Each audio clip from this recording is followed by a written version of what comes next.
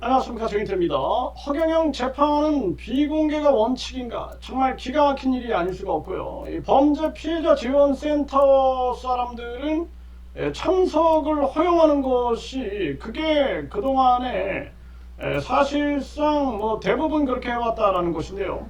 근데 범죄 피해자 지원센터, 그러니까 이 범죄 피해자 지원센터 사람들은 정말 이걸 모니터링을 해야 되는 거죠. 모니터링을 해가지고 범죄 피해자들에게 상담도 해주고 재판이 어떻게 진행되고 있다 이런 상황들도 알려주고 이런 역할을 해야 되는데, 지난번에는 범죄 피해자 지원센터 참석도 불허했다라는 것입니다. 정말 기가 막힌 일이 아닐 수가 없어요. 그래서 범죄 피해자 지원센터에서도 이례적이다 이렇게 비판적 목소리를 냈는데요. 근데 이제 허경영 피해자분들이 이 범죄 피해자 지원센터에도 강력하게 호소를 한 거죠. 강력하게 호소를 하고, 그리고 재판부, 재판부에 이제 언제 전화하면은 전화가 가능할 거다, 이 안내를 받고 재판부에도 강력하게 항의를 했다라는 것입니다. 이제 그 결과 이번 재판도 준비기일이다, 공판 준비기일로 하는데,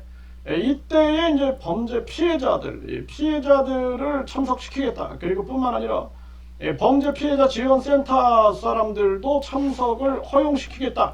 이렇게 얘기를 했다라는 것입니다. 그나마 다행인 거예요, 지금. 그래서 범죄 피해자 지원센터 사람들이 들어가서 그 상황을 모니터링 하게 되면은 그 이제 객관적인 사실을 전파할 수 있는 거죠. 그런데 이제 경찰이나 일반인, 기자들은 안 된다라는 거예요. 기자들은 안 된다. 네, 그래서 범죄 피해자 지원센터에 이제 허경영 고소인들, 허경영 피해자들은 연락을 해가지고 범죄 피해자 지원센터에서 이제 모니터링한 그러한 결과를 들을 수가 있겠다.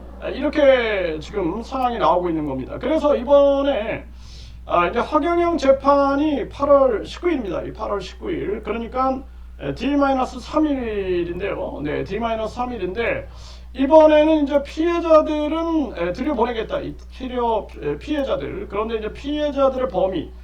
그러면 이제 피해자 명단을 갖고 있느냐, 그 명단을 확인할 것이냐, 요걸 이제 확인을 하고 이제 피해자들은 재판에 들어가야 할 것이고요. 그리고 범죄 피해자 지원센터, 범죄 피해자 지원센터 사람들, 이 사람들이 전해주는 내용들, 이 전해주는 내용들을 아주 잘 이렇게 들을 필요가 있겠다. 그런데 이제 피해자들이 듣는 거와 다를 수가 있겠죠. 이 허경영이가 얼마나 또 이 망발을 할 것인가, 뭐 이런 부분들, 또 이 허경영 측 변호인들이 얼마나 편파적으로 변호를 하는가, 뭐 이런 것들을 철저하게 모니터링을 해서 이것을 국민들에게 공개하고 국민들의 목소리를 반영시키는 것. 그래서 공정한 재판, 그리고 이 허경영이는 2024년 4월 25일에 징역 2년 집행유예 3년을 선고받았습니다. 이병철 양자, 박정희 비선이다, 이 거짓말을 한 거죠.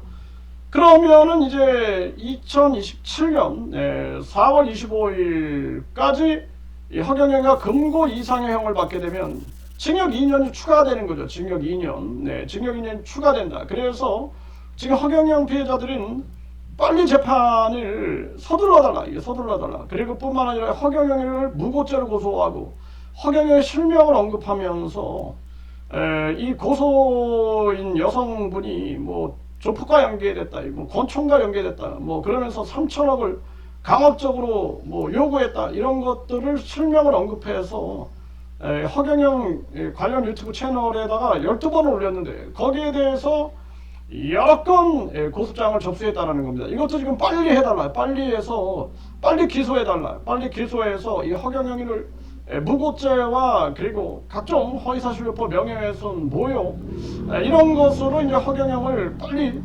심판을 해야 한다. 그리고 이 중강제추행, 이것도 신속하게 재판을 서둘러달라. 지금 징역 2년 집행유예 3년, 그러니까 신속한 재판으로 빨리 끝내야 된다. 지금 시간이 그렇게 많지가 않은 거예요. 지금 1심, 2심, 3심까지 이것이 만약에 2년 이상 간다 그러면은 2027년 4월 25일을 넘기게 되면 이 허경영이는 집행유예 3년 기간을 넘기게 되는 거죠. 그래서 지금 허경영 피해자들은 강력하게 지금 항의를 하고 싸우고 있는 그러한 상황이다라는 것입니다.